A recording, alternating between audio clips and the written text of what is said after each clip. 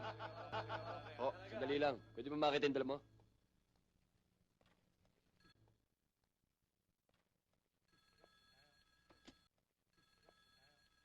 Mga tulso yan.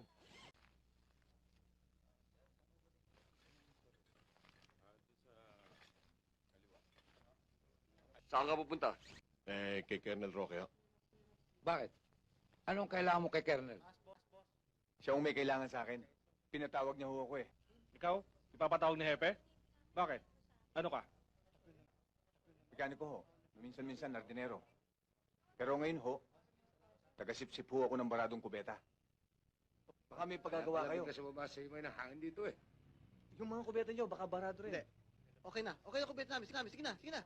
Sige na. Yung mga kaibigan niyo, Sige na, baka... sige na. Walang problema. May pagagawa Sige na. Okay na kubeta namin. Sige na. Lalangawin pa kami rito.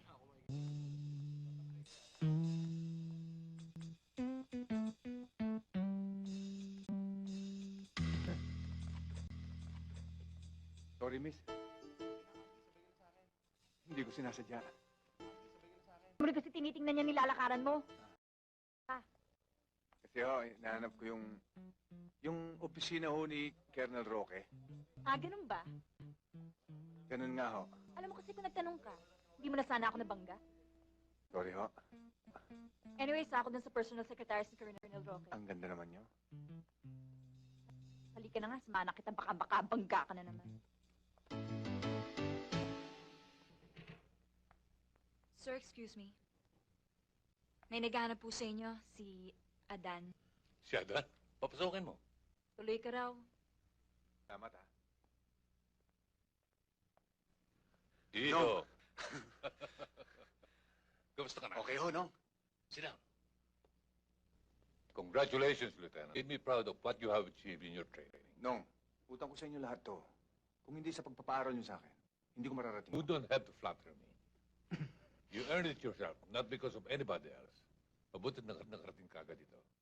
No, nung matanggap ko ang sulat niyo sa akin sa Amerika, kagad-agad akong bumalik dito.